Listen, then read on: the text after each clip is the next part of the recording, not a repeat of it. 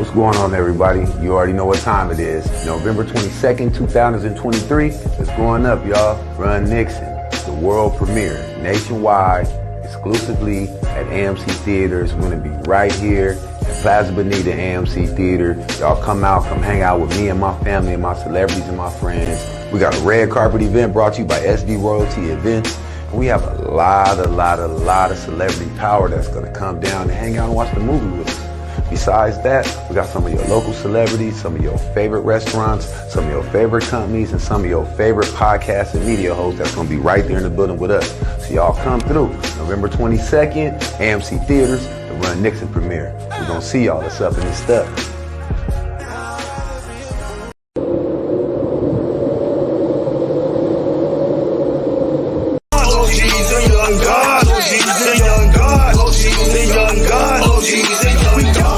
Young God, I was born that. Don't ask me, ask OG, and they gon' say I'm on that. My mom's tied, cause I get love from all sides. Blood idol, learn to trap off that thug Bible. Put candy paint on my whip's door, suicidal. OG's a young God, OG's a young God, OG's a young God, OG's a young God. Cause real killers never rap about the demons to kill. It's young gods and OGs, ghetto soldiers with heart. We like to war day and night, just don't get caught in the dark. When everybody's cool, nobody's acting a fool. We playing by different rules, no blinkers, we talking to young God.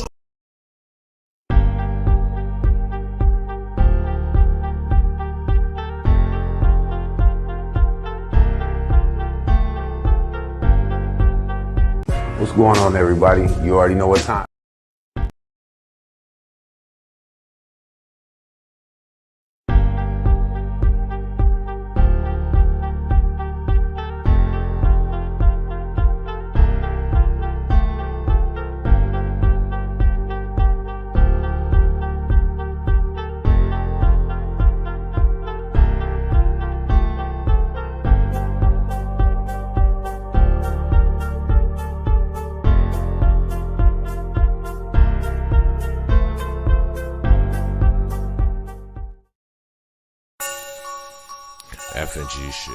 F&G shit.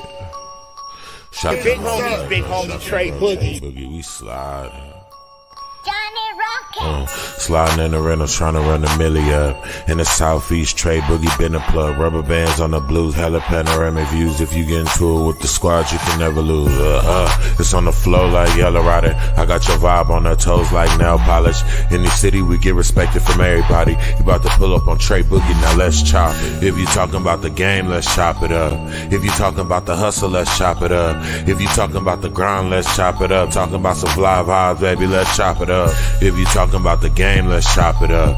If you talking about the hustle, let's chop it up. If you talking about the grind, let's chop it up. Talking about some fly vibes, baby, let's chop it up. Let's chop it up. Got it wet, it's not a cut. Ain't worried about what nobody else got, cause I got enough. Me and Trey Boogie locked in, he threw a lob, I dunk. Heard the beat and sauced it up, can't nobody go hard as us. If you talking about the game, let's chop it up. If you talking about the hustle, let's chop it up. If you talking about the grind, let's chop it up. Talking about some fly vibes, baby, let's chop it up. If you talking about the game, let's chop it up. If you talking about the hustle, let's chop it up. If you talking about the grind, let's chop it up. Talking about some fly vibes, baby, let's chop it up.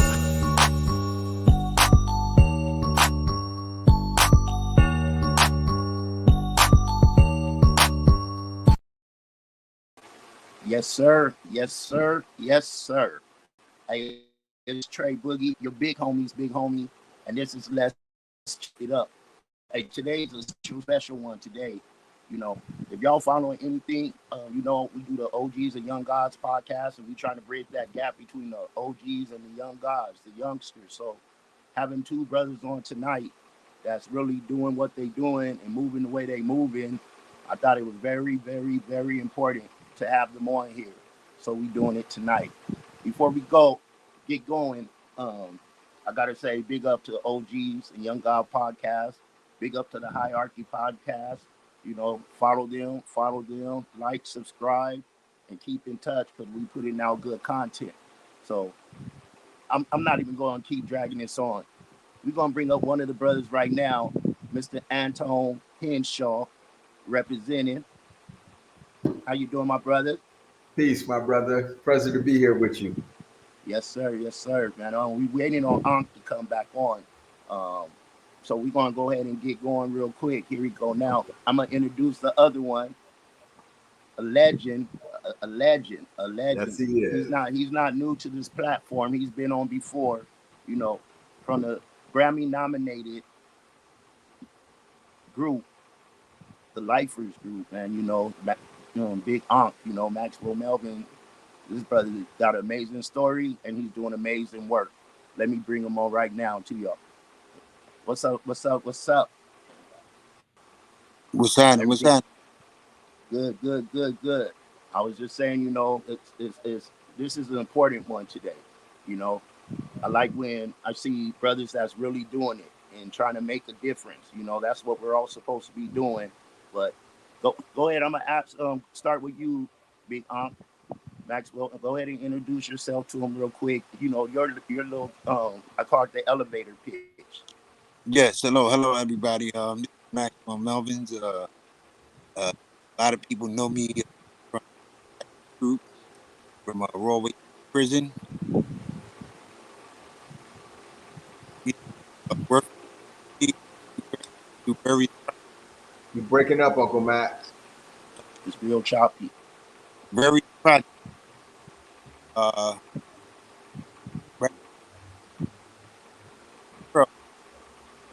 Yeah, you real choppy. You real choppy. You real choppy. I think where you was, it was sounding good. Before we came on. In the same place.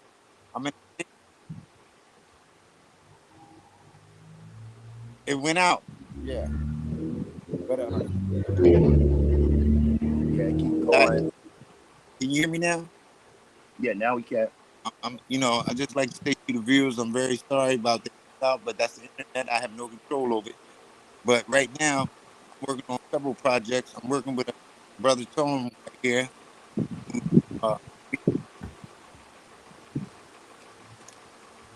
Me also, we are new entry specialists. And what we do is, guys come home,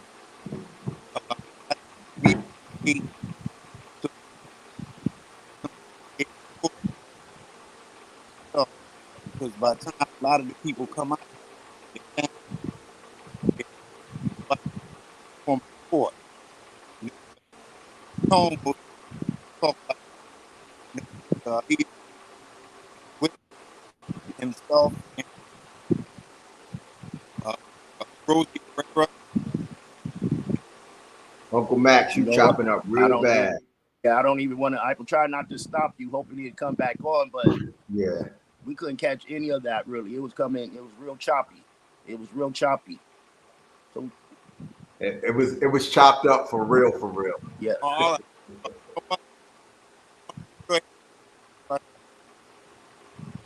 Maybe log out and come back in, and I'll let you in. Let's see if that helps. Yeah. So yeah, we're gonna move over to you while I'll get that together. Maybe you could fill us in with. I heard him say, talking about the new entry program, but go ahead and let my viewers know who you are, where you come from, what you do. You go from there. I'll bring them back. Okay. Well, like I say, pleasure for being on this platform.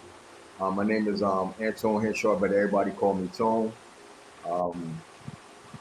I was locked up a lot of years. I knew Uncle Max. My father and Uncle Max was friends. I met Uncle Max again while we were incarcerated. He totally forgot who I was because I was a little guy. And by the next time he saw me, I was an emerging adult in the New Jersey State prison system. And they were my old heads. So those were the ones that I learned from. I served 100% of a 30-year to life sentence from 1988 to 2018. Never been incarcerated before, came home and started working based on the trauma and the atrocities that I suffered over 3 decades in New Jersey's prison system. Coming back home and working, I have not stopped working since 2018. Been with Uncle Max. We created new entry opportunity specialists for Camden County, and which led me to create Transformative Justice Initiative. Everybody kept telling us what we needed coming back home and how to survive post-incarceration. And none of the things that they were coming up with was working for us. Like each one of us, they had a cookie cutter approach, a one size fit all. We began to work and do things and start creating our own path to be successful, to come out here, to stay out here, and help other people behind us come out and stay out and not have that revolving door and going back.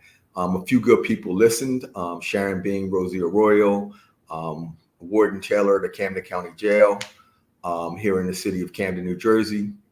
And we just sat down in a room and we just had heart to hearts. We went to trainings, we went to different things. What worked, we kept. What didn't work, we threw back, and we put together our own platform. And out of that came my consulting company, but also one of the things that we all created was Meet 'em at the Gate, where we go back to the prisons and inside the prisons in the county, and we meet them and bring them home and become mentors and with our credible messaging network, and we walk them through the entire process so they don't go back. Man, that's dope right there. You know, coming from where you came from out of, not where you came from, but where you came out of, to doing what you're doing now. You know, I salute you. I salute you. You know, Salute you. We got Brother Max back on. Can you hear us? Yeah, I can hear y'all. But Tone, you know, let them. I want you to definitely let them know some of the other things what you're doing right now as far as criminal justice at the University Hall as well. You know. Yeah, I definitely wanted to talk about the criminal justice reform. You know, that's near and dear to all of us. You know, we all know someone that's done time, doing time, going to be coming home. Hoping some hope, you know, praying to come home. So these type of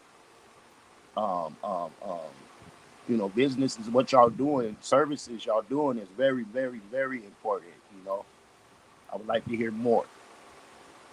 So to Uncle Max's point, like I do so much, man, and it takes guys like him to keep me on point. So one of the things, you know, we got many different platforms going on at the same time. So a lot of this stuff that we worked on was changing policy. One of the first things we worked on when we came home was ending isolated confinement in New Jersey, right? In all New Jersey's prisons and things like that. But prior to that, while I was incarcerated, one of my mentors came in, Gail Muhammad from Women Who Never Give Up. And she taught me how to write legislation and write white papers. And inside, we were able to write a white paper and present it to the legislators to make education mandatory in all New Jersey's prisons. And that was the first thing. And that led to one of our flagship programs, New Jersey Scholarship of Transformative Education in Prison, which made education mandatory in all prisons, which started our college program. I came home with an associate's degree and a bachelor's degree. I'm currently finishing my master's and going on to finish my doctorate in criminal justice. The biggest thing was coming home was suffering over my 30-year period on and off for 7 years in isolated confinement with no disciplinary charge, just because they could. They would throw me in a hole and isolate me.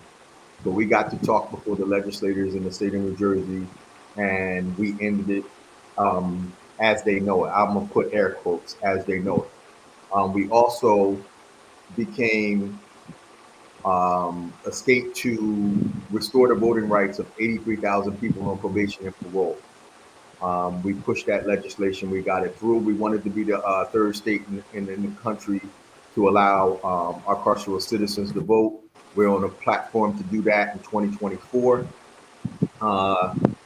What else, Uncle Max? It was so many.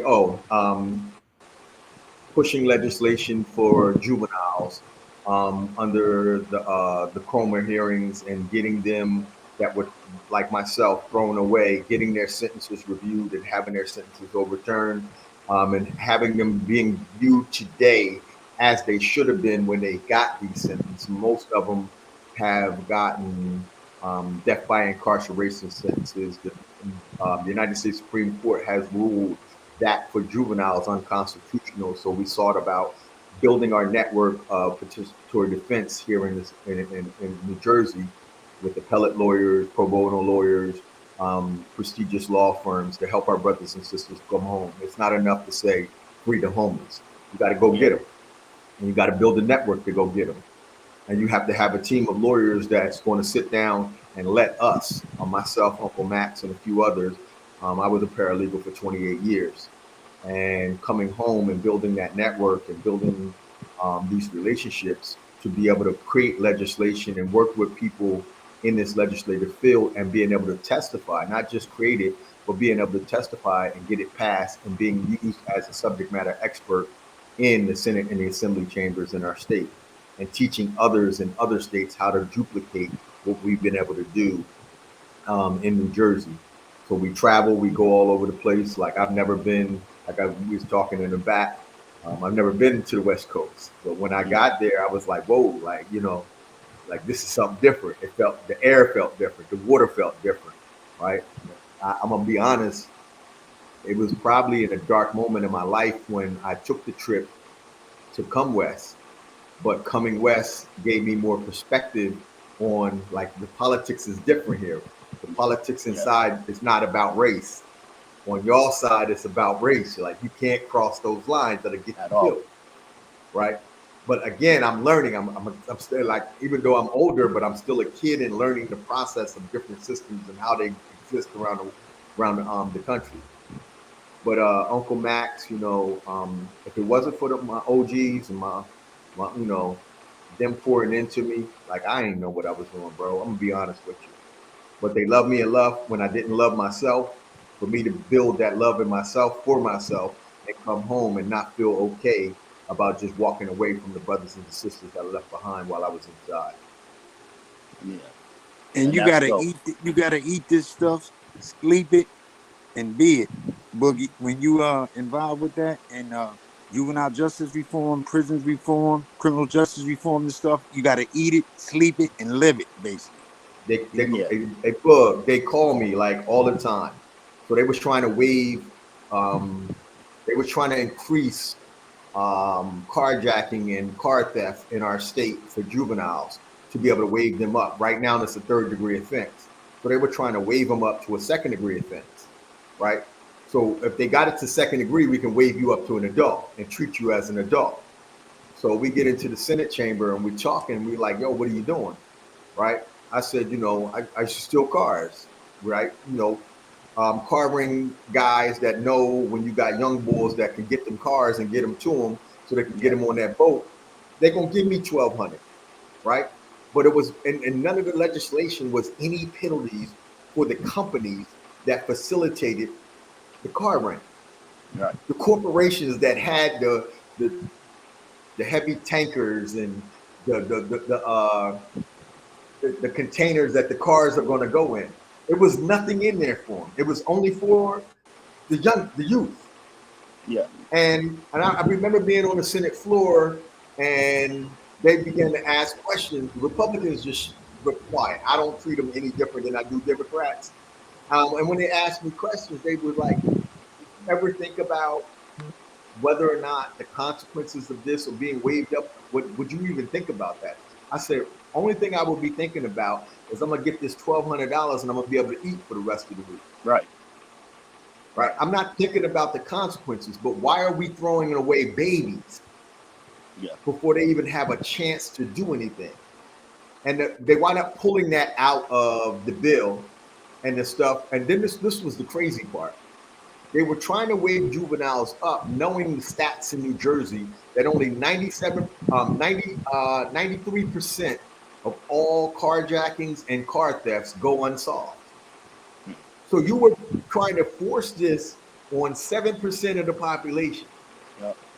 And knowing most of that 7% were kids that were being manipulated in to these car jacking and car stealing rings. And it just baffled me that they actually, and these were the Attorney General, the head of the New Jersey State Troopers, and they were only talking about a campaign promise of a white man from Bergen County where all the cars were going and being stolen from and then taken to the Elizabeth port and shipped all over the world. That was a campaign promise. And this is why he tried to push them to throw away babies who did not fully understand the ramifications of what they were doing and how they were doing it. But needless to say, we got that pulled out of the legislation. They're not waving our babies up. Like I say, I know what it's like to be thrown away. You know, leaving 17 and coming home 48, 49. Like, come on.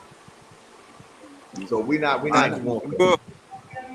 Yeah, another thing, Tom, we're gonna talk about Boogie. We trying to work on lifers and guys who, like ourselves, who have been home. We trying to get them to bring us off parole, man, because we on parole for life. And you just don't know what it's like, man. You think you're actually free, but you're not free, bro. You still have a certain stigma. I mean, they can come anytime they want. You know what I'm saying? They can disrupt whatever you're doing or anything. I understand they got a job to do and all, but it's just attachment and things that come with it. It's just so much that has to be done. There's so many barriers, and we just recently met with some attorneys. Tone, you want to explain? We just met with them. They're trying to help us for all New Jersey lifers, who's been doing pretty good, to get us off parole. And that's a major issue. Whenever we leave in the state, man, you have to get permission.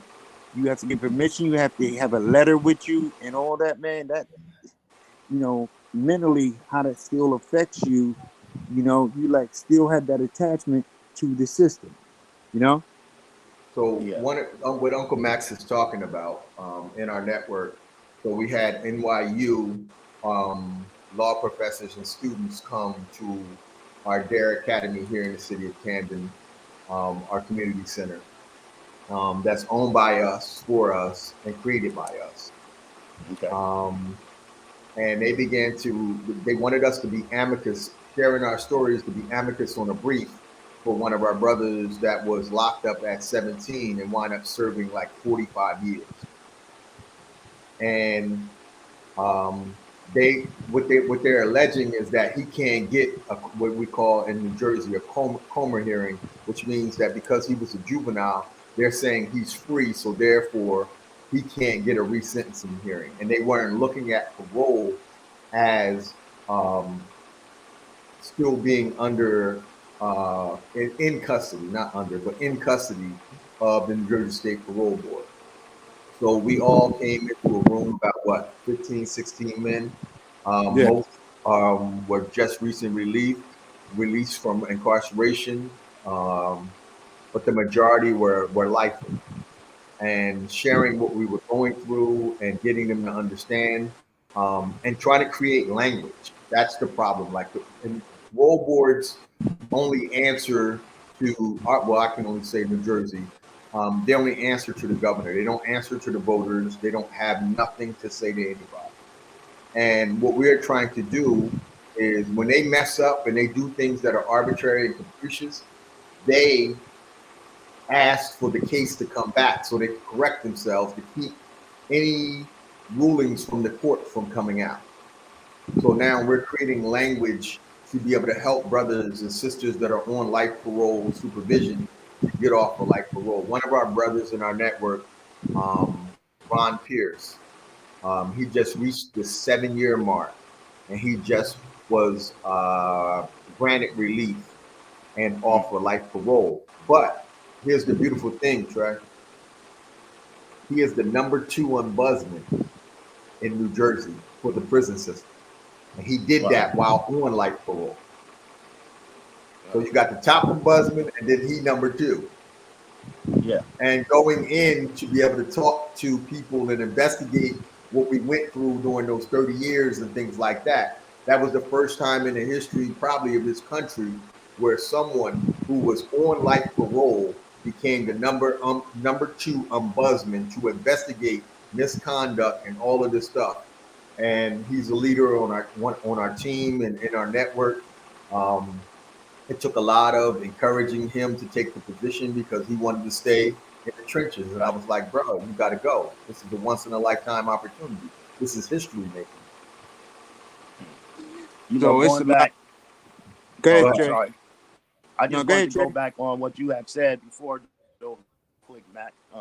When you was talking about, you know, being on parole for life, you know, and you would think a brother, especially like, you know, you, both of y'all are doing good works in the community. Y'all doing all this good work that you wouldn't have to deal with being on parole for life. Like they should be, you know, cutting you guys some slack. You coming back to the community. Like I like to say, I came back.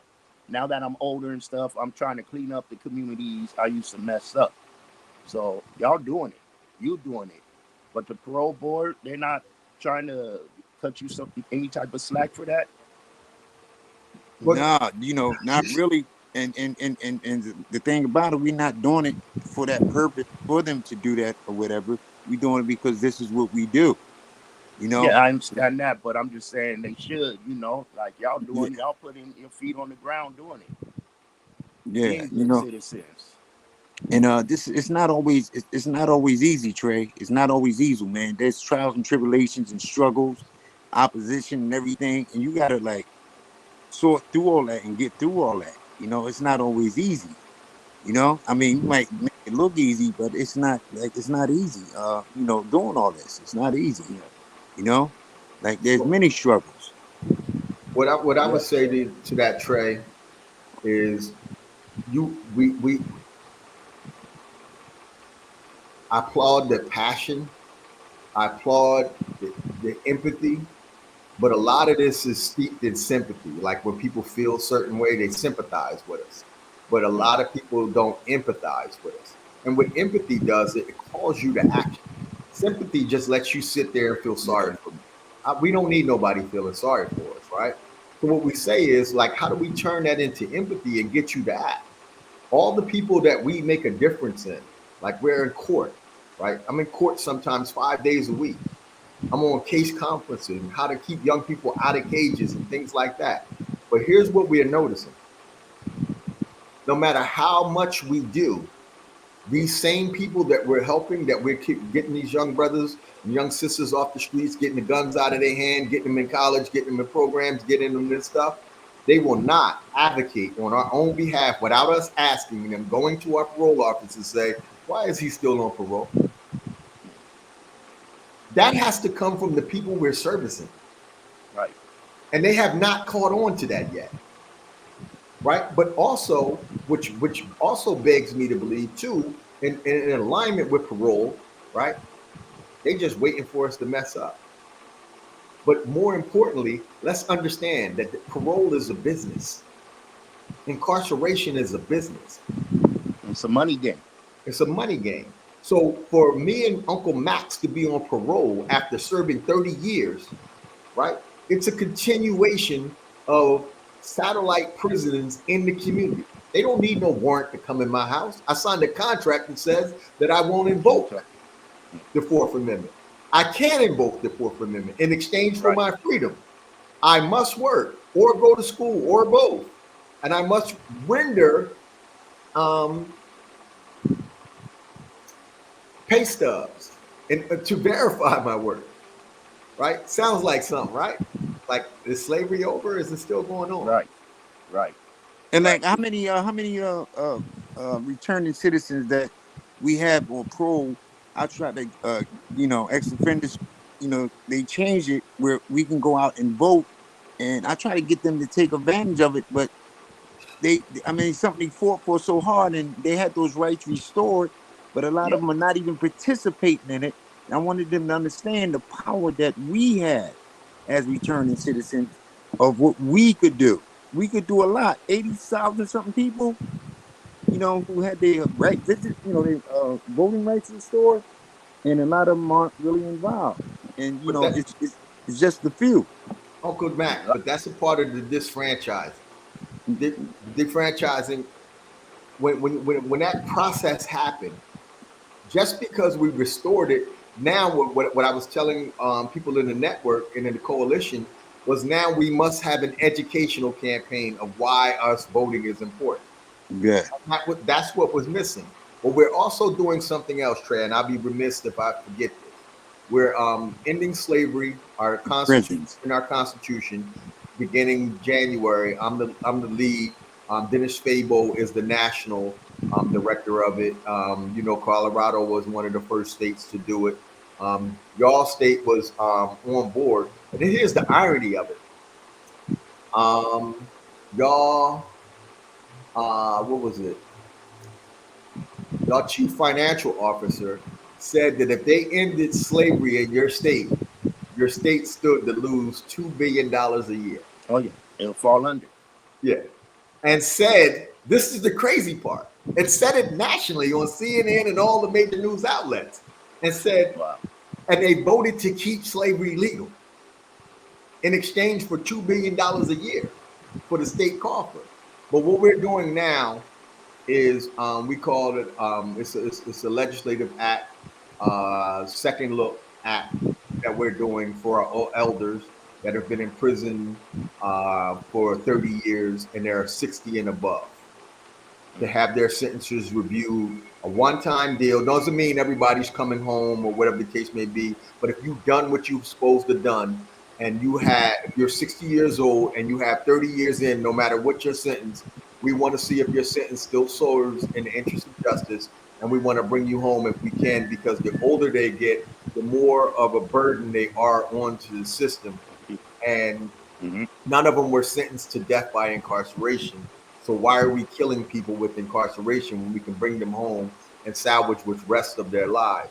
But to Uncle Max's point, what we've been able to do with Meet 'em at the Gate, you know, and we haven't studied this, we don't know why it is, but nobody that we've met at the gate to date has gone back to prison. Not one. Right? And this is what we do statewide. You know, we've had offers to go to Louisiana, Texas, and Georgia. But again, we're small. But the point is that when people have been through some dark and some troubled times, they will come up with some innovative solutions to how to keep people out and how to keep them back. But what we have to understand is too, there's no business that's going to operate in the particular cure of anything. We want to treat symptoms. And what we've been able to do with Meet 'em at the Gate is get to the cure for the individual and their family and our community. Not just me, because what's going on with me is different than what's happening with Uncle Max. It will be different what's happening with you. So we need to get to what Trey, Max, and Tone need. Not say, oh, well, we all need a resume. I don't need a resume. I got a CV. My CV gets me into Harvard, Yale, Princeton, all these other universities where I go to speak. Right? I don't need a resume. But if I put a resume together, I'm not going to even get a certain job. So what we do is we tailor everything to the individual, wraparound service, intensive mentoring, and guidance, and everything that they need. And we don't let them go until they're ready to fly. You see, I wanted to ask, like, say, you know, hypothetically, you know, I just got released. I reach out to y'all brothers, you know, I'm trying to get my life back on track. You know what I mean? What does that look like? And what you know, what can we see from that? So the first thing is that question, right? We need people, and what we work on is we have people reaching out way before they release, way before they're ready to come home, right? Everybody ready to come home, but everybody's not prepared to come home. And it's our job to prepare them while they're still in the belly of the beast, right? Or in the house of pain, right? Getting them ready and prepared for what's coming home. I left in 88, wasn't no internet. What was I preparing for? Right? What was I preparing for? Wasn't no Google. Wasn't no Amazon. Nothing. Cell phones. Nothing. Cell phones. So what are you in there preparing me to come home to? Right. And then you wonder why they go back. Because the world you're preparing for them doesn't exist. I remember my first resume. Then I learned that if my resume wasn't on my email, because everything is done through email, why am I walking around with paper resumes? Right. It did not fit what we were doing. So what we started doing, we started working with brothers and sisters while they were inside before they got home and started preparing them for all of the things that they needed to come home. And then we started doing a checklist. What you need, what you got right now, what don't you have, right? What are you going to need? So the number one thing when brothers and sisters are coming home is what? Housing. Housing. That is major housing, man. Right. That's a major issue. Oh, I can get you a job. I can get you food. Where you gonna put it? Right. Under the bridge? Right. So again, but you watch everything else. We got all of these services. We got all of this case management. Where the house at? Where the apartment at? Where the efficiency at?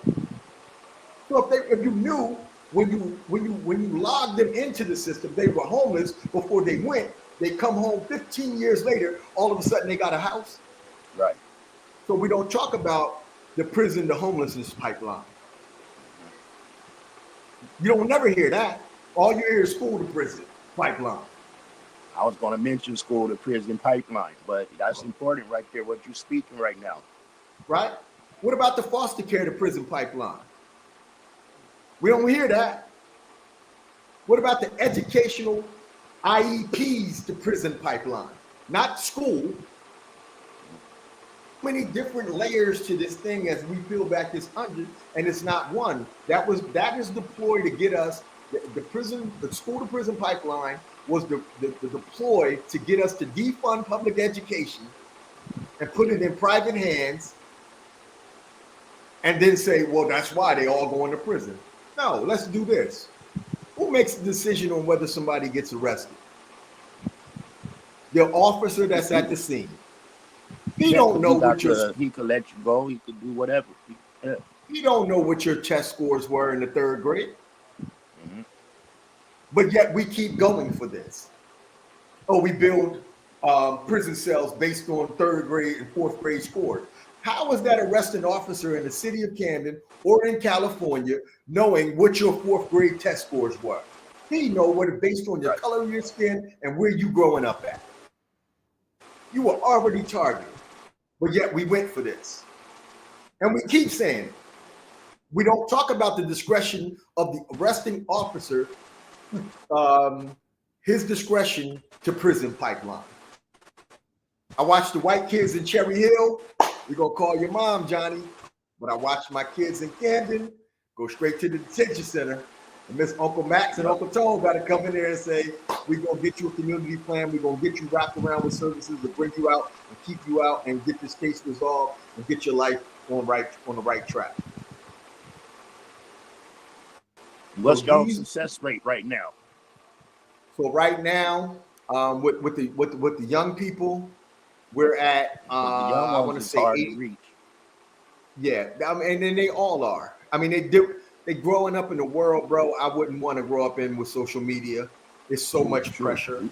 It is so much like I can't like I feel for them, and I would say I'm happy y'all here, but I wouldn't want to be y'all right now. I wouldn't want to be growing up in these times because it's so much pressure that they're not being taught to deal with. So for right now, we're at 85%. They don't reoffend and they successfully complete parole. I mean, well, not parole, probation. We have 100% attendance. I only know this because we just had our case monitoring from the officials at the YSC, Youth Service, YSC, and the state monitors. We have 100% of our young people attend all of their court hearings. So, and only know this because we were just monitored a couple of months ago. I think August, we were just monitored. And the thing is like, you know, if you're asking them to put down the guns and step away from the gangs, what are we replacing it with? That's a hard thing. So I'm saying, where the resources at? So we just lobbied a couple of years ago who put, and this is probably all over the country. Yeah. Most of our young people can't get services until they commit a crime. So in New Jersey, I don't know where else, they will spend $608,000 a year to incarcerate one youth for a year. $608,000 a year. And I struggled to get $10,000 so some young people could play football for free. They told me we didn't have it. So Trey, I told them I took the 250 we had, right? And I multiplied that by the 608,000. I think it came anywhere from 90 million that we were saving them from incarcerating these young people. Yeah. And I said, so you won't give me 10,000 to save 90 million? 2 weeks later, I got a call. We had the 10,000 so the young people could play football for free. You got to give them something to do, or they're going to go get, locked up, go get in trouble. Like you said, it's too much. It's too much. These are things we chop it up on the other podcasts too. It's like what they're growing up with now. 5,000 channels on the TV, all these advanced video games and stuff. Yes. And now you could talk to people on the video games, and people putting all kind of evil thoughts and stuff in your mind. And it's not a lot of things no more. Like, I'm 51. So when I grew up, we had out here, neighborhood rec where we could go play sports, go eat lunch, but it's nothing like that for these kids. The YMCA turned to a corporation now. They don't even care about the neighborhoods. You know what I mean? So for the kids to do pipeline. And I call it too the generational, curses and curses, because we were all young, we were all living in the society we were living in and seeing what we were seeing. Monkey see, monkey do. So that's all we knew. But leading me to my question for both of y'all, when did it click? This is what you wanted to do. And how did that process go in your thought process? Were you locked up thinking about this, or you know what I mean? This happened when you got out. How? Because y'all doing so much for the youth, the elders, the grown up, everybody. Y'all making a difference. Well, so, Trey, let me just say this. Go ahead.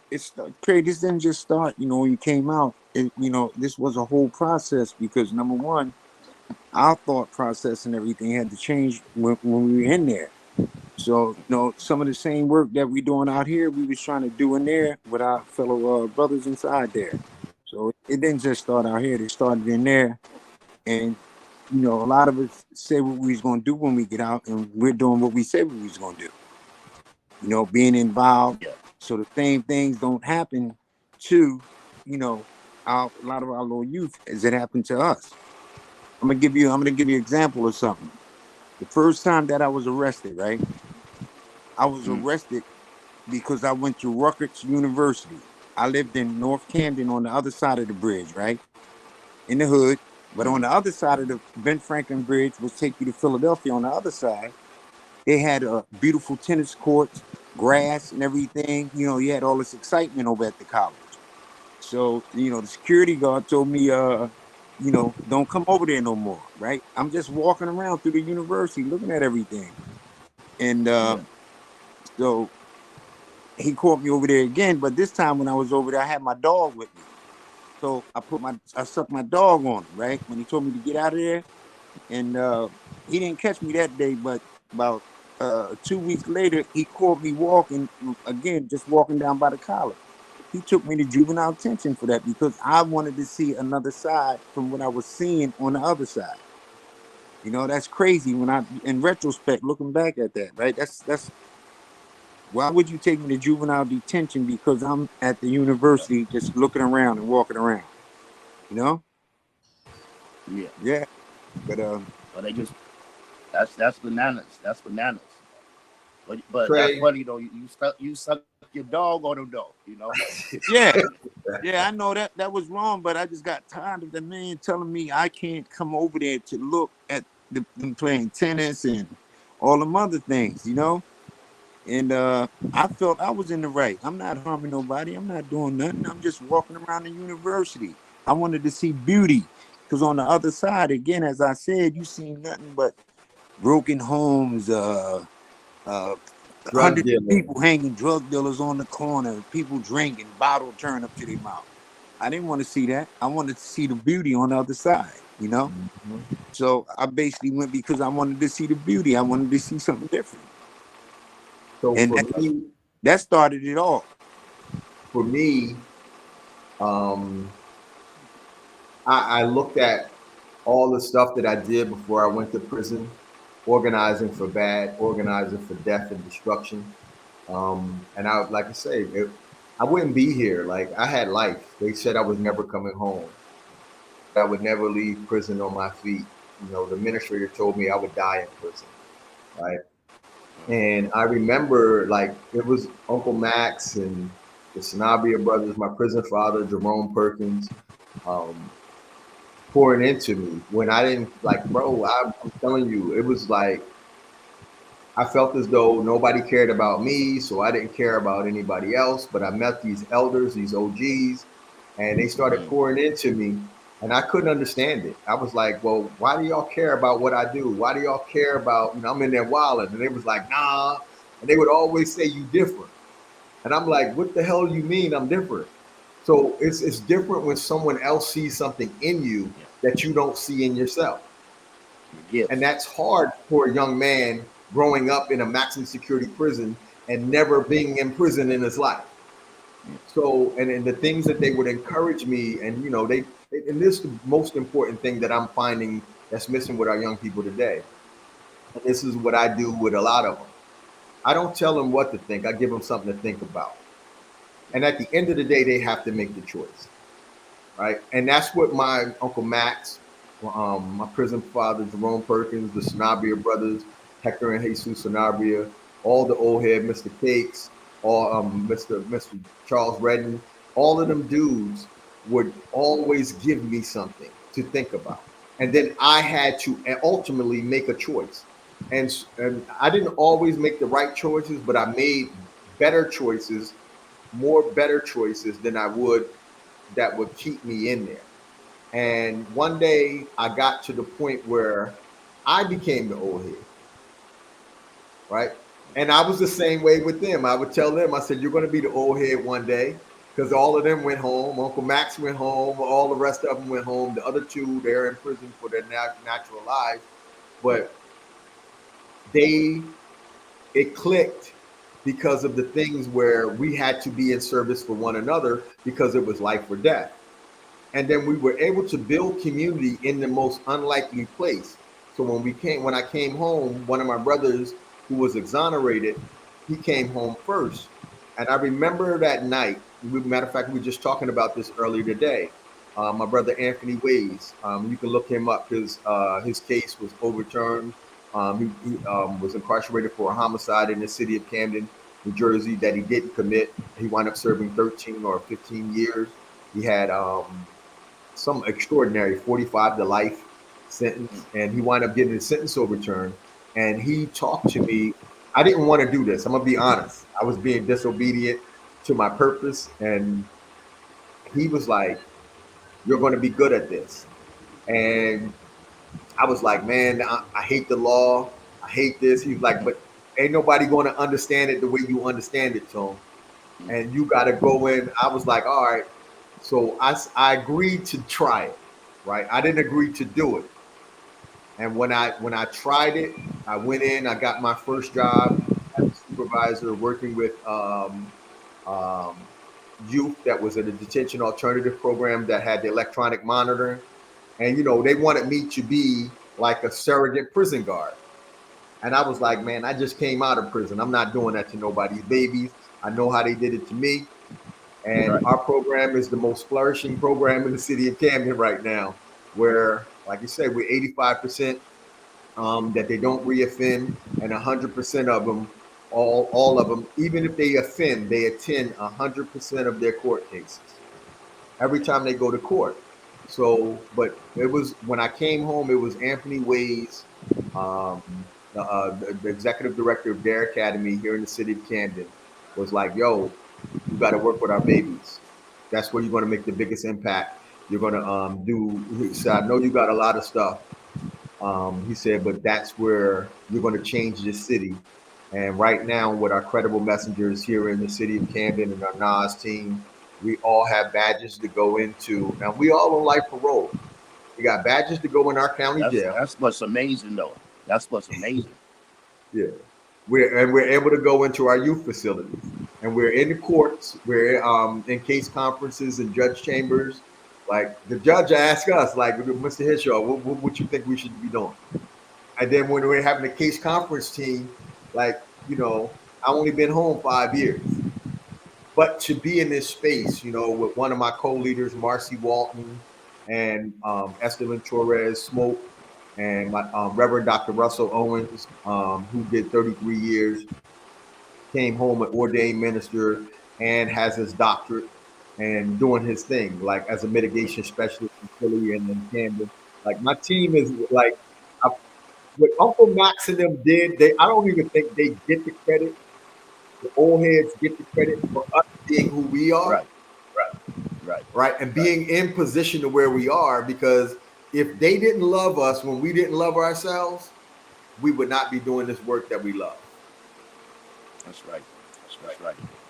I chuckled a little because when you said Reverend Dr. Owens, that's the name of my pastor out here. You know what I'm saying?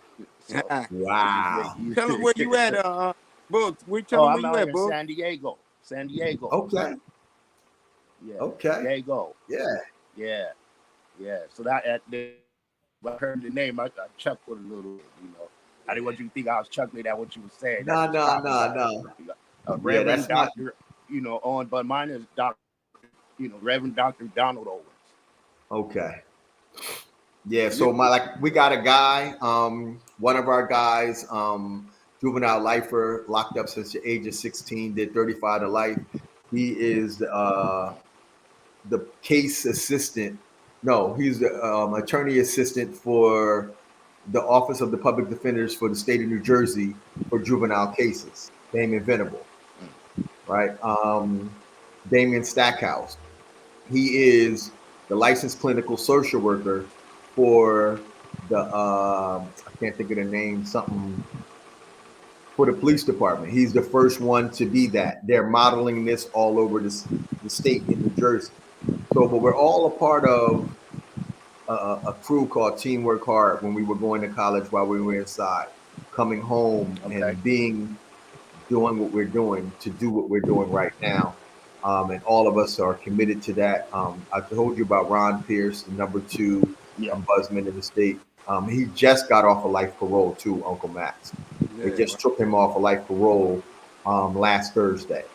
Yeah, because the Department of Corrections has this policy that they don't want people on life parole going back in to help people in prison while they're still on paper. Yeah. Yeah, I want to know what type of feedback, pushback, you get, especially coming from out of prison systems. Now you trying to do this type of work, whatever. How did the laws and the folks that make the government, the little councilmen and stuff, how did they take that? Are they helpful? Were they helpful at first? Were they divisive at first? So one thing about forgiveness, right? Everybody wants it, but don't nobody really know how to give it. Let's be clear on that. Like, and everybody say they believe in God. They want to be forgiven by God, but they don't know how to have the same forgiveness that they ask of the God that they believe in to give to others. And I struggle with that myself, right? So they did not receive us, right? It took a few courageous people. When we focus on the people that do believe us and do believe in us and give us the opportunities, like we didn't come home asking for chances. I refuse to take a chance. I don't want nobody to take a chance on me. A chance implies risk, which means you're gambling, and I don't want you to gamble, right? I want you to provide opportunities and step back and watch God work his magic. Watch the creator do what he do. Let the universe manifest what's being manifested, and don't interrupt it. So a lot of people would not let us at the table. A lot of people wouldn't let us in the room. But what we learned was keep doing the work, right? So my grandmother, Lucille Henshaw, used to say, show them first, then tell them. Stop telling people before you show them. So we started showing them. And then they started copying all over. So what we were able to do, right, we couldn't do it in our city, but we did it on a county level, right? We wouldn't take city money. So, and then when other counties started watching what we were doing, we started getting these invites into the room. And then people started listening after they saw what we were doing in Camden County, not Camden City. So now the same city people was talking trash. Oh, we don't want them. They can't do this. Da, da, da, da. Now here they come. Yo, we got this war going on. Can y'all go out here and do this and that? We already on it. We ain't have to be asked. You don't have to ask me to help my young brothers and my young sisters, right? My community. You don't have to ask me to do something, right? We already there doing it, whether you know it or not. So, but what wound up happening was you still have people, no matter what I went to prison for happened in 1988. That's the first thing come out of their mouth. Right? No matter what I've done in this last 5 years and what I've done during my incarceration, that is never the topic of discussion. Only what happened in 1988 is the first, oh, he's a convicted murderer. Why we been entertaining this? Because in their mind, once a murderer, you're always a murderer, and you'll do this again. So most of the people that are negative are waiting for somebody to get killed again. But when you look at the stats, and this is throughout the country, this is in New Jersey, the likelihood of a person who was convicted of a murder to commit another murder is less than 1% after serving 30 years. Less than 1%. Right? They don't even have a positive percentage. It's a negative, I think, 0.5. But again, this is what we're up against. So when I walk into co-lecture or co-teach classes, you know, I'm a graduate student, and I walk into co-teach classes, you know, a lot of that comes up. But what we do, right? I'm in my purpose. I'm obedient. I'm serving. I'm not in the way. So it doesn't matter what they say. It doesn't matter what they do. They can't stop it because it's coming from a pure place. And that man right there and the other old heads that put those seeds into place, they are blessed to be alive to see us doing the work that we've been all called to do, and we're doing it together. So it don't even matter what they call me. I can go in and be like, yeah, I'm the one I open up with it, Uncle Max, convicted murderer, da da da da da. So we take the air out the room from the door. So now how we gonna get these guns? How we gonna get, and without incarcerating people, how we gonna get them and get them where we need them to be? Well, we need about 80, 90, 100, 200,000. How many people go commit to investing in these young people? Right? Because that's what's missing. You disinvested in the communities and in the social and the public health infrastructure of these communities where these young people are. Remember, we could play PAL, go all of these football, all basketball, all of these places that you talked about for free. Where they at now? Where's the United Way at? Remember back in the day, the commercials with United Way and YMCA, YWCA? We don't even have one in the city. We don't have YWCA. It turned into a private charter school. It's all about the business now, the mighty dollar, and not the community. I believe the children of our future days are over. That's how they look at it. But the brothers like you know, and I just some good brothers out here, you know, I happen to be a part of some local stuff too out here, you know, organizations, and we trying to do that. We're trying to put that back in these kids. You know what I mean? It's more to life than what they're being shown on the computers and on the TVs, you know. Broaden but they got to broaden their mind. Yes, sir. Trey, to your point, Yes. right? But that's where we got to go to reach them, Yeah. right? Yeah. We got to go into those spaces, right, where they online in these gaming rooms. How many people got platforms in these things that are mentoring Yeah. them in these spaces that they're in? We keep waiting them for, like before, we had to go to the Y. When are we going to bring the Y to them? Right? When are we going to use gaming as a means of intervention? Right? That's that innovative stuff that when I'm sitting at the tables and I'm talking about, I'm saying, yeah, you got all these Instagram posts with them posting guns, but what about Instagram posts with them all in there doing stuff, talking about this gun stuff? How are we going to stop shootings if the shooters ain't at the table? How do we get the shooters at the table? What about the cycle of retaliation? Because most of it is retaliatory. How do we stop the online bullying and the lip boxing and all the threats and all that other stuff that's going on online? Could we not dare? That's what about us not understanding their world. We won't go into their world. We keep trying to get them to come to our world instead of us learning their world and going in there with the solutions that we know. But we can't get into their world without being invited in.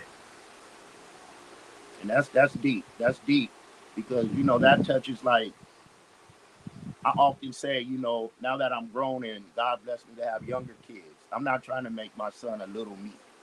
You know what I mean? Right. I get away from some of my old school rules and fathering that I did on my older two kids. Now I'm trying to learn them more. You know what I'm saying? Instead of, like you just said, instead of trying to make them be more like me or how I grew up or what you're supposed to do and this is what we do in period and that's that. Communicate with these kids. You know what I mean? We didn't get to do that with. I know out here you wasn't in the room with them grown ups. You know what I'm saying? And you was to be seen, not heard. Now I'm trying to hear my kids.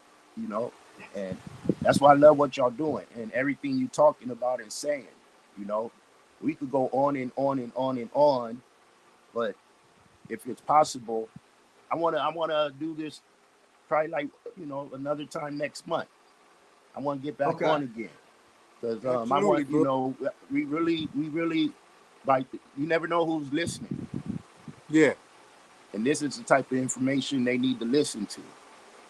And I may have some other a couple other people on with us that's doing stuff too, because I like to show that this is available for you. You can get help. You can reach out. You can do whatever you need to do. There's help out there for you. And y'all doing a great work, man. I salute both of y'all. Y'all being that living example. I salute y'all, man. What were you going to say? Boogie, we also have to salute you because it's people like you with these platforms that invite us on. You know what I'm saying? Most of these platforms, the only thing that a lot of them want on their shows is nonsense, or who's doing who, or who's doing this, who got this, who did this to what. But you know what I'm saying? So, but it's platforms like yours that that help us get that out there. And I'm here for y'all whenever. Yeah. And I really appreciate that. But like I would say, Boogie, like I've never been on this. Like this is my first time on something like this on StreamYard, and like I heard it, I've heard of it. But to Uncle Max's point, to build off his point, we're in San Diego, bro. Yeah. Getting the Do you message know what that across. means? Do you know what that means for me? Like sitting in the cage on 2 Up in a dorm of 80 men, I didn't never even think this was possible. Right. 5 years ago. Right? And then to actually say, Uncle Max, yeah, what would you need? I got you. Like he's one of very few people that could call me and I will stop everything to do stuff like this. Right? Because again, it is building a network and a platform for us to say, nah, bro, I'm not here to talk about all the gory stuff. We're talking about mental health. We're talking about financial health. We're talking about community health. We're talking about so many other things. And Now we're in the point to say, nah, brother, the salute is yours too. Because without you, I would never be in San Diego. Without Uncle Max, right, I would not be the man I am today to be able to do the things that I'm doing today because of brothers like y'all saying, nah, bro, y'all different. We all different. That's why we here. God has made this arrangement, right? It has manifested itself long before we even knew that we would ever meet. And we're doing it.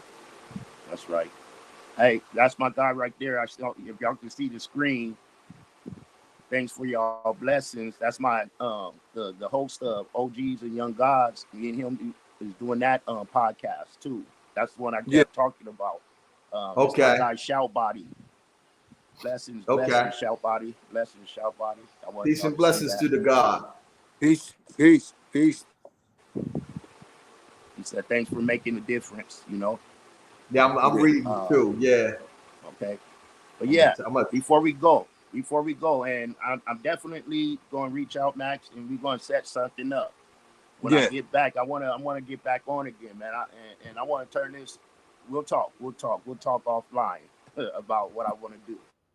Yeah, absolutely. You know, it's always okay. Thank you, man. It's always an honor to have you on, and it's a pleasure to meet you, Tony. And you know, I'm praying that this ain't the time we communicate. So we'll be doing this again because y'all message need to get out there, and never know who's going to be in what city and state next time. You know, I want to this message out what y'all doing and how you doing it. You know, it's beautiful. It's beautiful. Before we go, how to follow you, how to get in touch with you, however you want to do it. Whoever want to go for. Tom, okay. You can get, like I said, this is new to me. So, but I know everybody keep telling me I need Instagram, I need all this other stuff. I can only work with what I'm learning. I'm in the process. I'm a 5-year-old baby. I'm a grown man, but I'm still 5 years old to this world. So, Transformative J Initiative on Facebook. And you can see the wonderful work that we're doing. You can look at our Meet 'em at the Gates. We had our podcast that we were doing. I started school again, finishing up my degree. So that's the only reason we're not doing that. But Transformative J Initiative on Facebook. You could friend us, you could or just follow us. And it's the same thing on Instagram, you know. Yeah, they can hit me up as far as Max Melvins on Facebook, Melvins 782 on Instagram, or by way of Die Jim Crow. You can go to Die Jim Crow to reach out to me. And on Twitter, it's just Maxwell Melvin. You know? I mean, anybody that reach out, I will respond. I won't hesitate to respond. Hey, y'all brothers. Thank you for allowing me to have a little bit of your time. I'm going to just say this is part one, y'all. This is part one. We're not done with this yet. We're not done with it yet. I appreciate y'all. Salute and blessings to y'all. Peace, bro. Thank you for kicking it with me for a minute. Hey, thank you. It's your big homie Trey Boogie. And I see Productions. Hey, yo, Cash, you did it with this one. I used Mr. Look better than your nigga. I put that shit on. Yo, man. Hey. Little ass nigga with a big head, ain't scared to push a nigga shit back. Little old rabbit ass nigga out his goddamn mind when it pop in, bout to jump back. I ain't no killing ass nigga, but you ever disrespect me on God, go to war about mine. I need 2 phones, they say, they be ringing at the same damn time. I got 2 birds, they say, they be selling at the same damn time. Got 2 bad bitches going down on me, they be sucking at the same damn time. And I'm sick of these grown man lying ass niggas, they be rapping by the same damn lines. Came from the basement and shot through the ceiling, they say, little nigga, it's about that time. Hey, here's a form. Little nigga pop out and we get them lost. She gonna working for niggas with money like she doing overtime over at V-Live. Diamonds, they hitting from every direction. You think this shit nigga was fine in the B-Hive. I ain't understand it, but now I can see why. I cannot fuck with these niggas, they see why. Hey, push to start. Ain't no more keys up inside the ignition. I really like money and keep me ambitious, and I like to flex on these niggas with riches. Talking your ass off. If you gonna say it, then you gotta show me. I can still pull up that picture from 2018 if these niggas ain't like that don't know me. I like how I'm branded. Can't creep me, I'm a bandit. I know some niggas can't stand me. Pull up a chair for sedan. I do this for real, not just weekends. Say that it's up to the beef ends. Square ass nigga with a beef den. Head lip, but I'm going back in. Little ass nigga with a big head, ain't scared to push a nigga shit back. Old rabbit ass nigga out his goddamn mind when it pop, ain't bout to jump back. I ain't no killing ass nigga, but you ever disrespect me on God, go to war about mine. I need 2 phones, they say they be ringing at the same damn time. I got 2 birds, they say they be selling at the same damn time. Got 2 bad bitches going down on me, they be sucking at the same damn time. And I'm sick of these grown man lying ass niggas, they be rapping by the same damn lines. Came from the basement and shot through the ceiling, they say little nigga, it's about that time. Hop on the beat on Regulus, don't come in nigga, get messy. She say my brown skin sexy, no relation sex me. Shit, I had to block her cause she tryna take me that yo girl. Nigga green in the face like a no girl. Turn her with Perky and Molly, that Whitney and Bobby, but I'm about to stick to my old girl. Chop big brick like Sensei. Nigga on block the Kimbe. She throw that like Danbay. When I say throw that bae, she gon' throw that bae. Throw that bae. Gobble, monster, drink it, swallow, lay that seatback flat, yeah. In that blade, make bay, yeah. Baby, she sell bundles, ain't no clearance on the frontals. Young niggas, they my runners, they come fresh up out that jungle. I'm the shit, I need a plunger, yeah. Little ass nigga with a big head, ain't scared to push a nigga shit back. Old rabbit ass nigga out his goddamn mind when it pop, ain't bout to jump back. I ain't no killing ass nigga, but you ever disrespect me on God, go to war about mine. I need 2 phones, they say they be ringing at the same damn time. I got 2 birds, they say they be selling at the same damn time. Got 2 bad bitches going down on me, they be sucking at the same damn time. And I'm sick of these grown man lying ass niggas, they be rapping by the same damn lines. Came from the basement and shot through the ceiling, they say little nigga, it's about that time.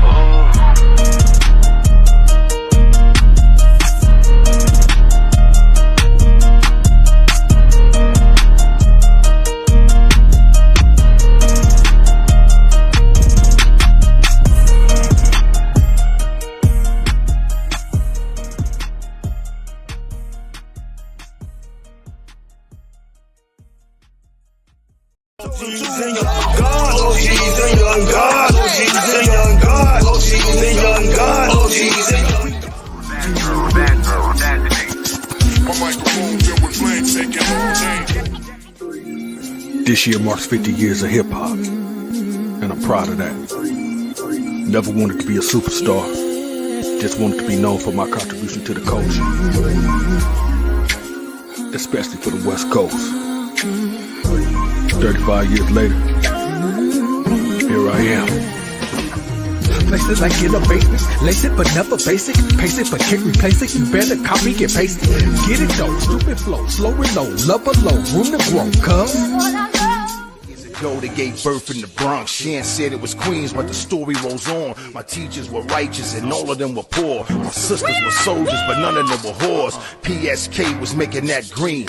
And people said, JD, what the fuck do we mean? I said, UNITY, you gotta let them know. This West Coast shit finna blow. Now we won't easy, but Ice-T and OG's and young God, OG's and young God, OG's and young God, OG's and young God. We all our blessings, each mistake is a lesson.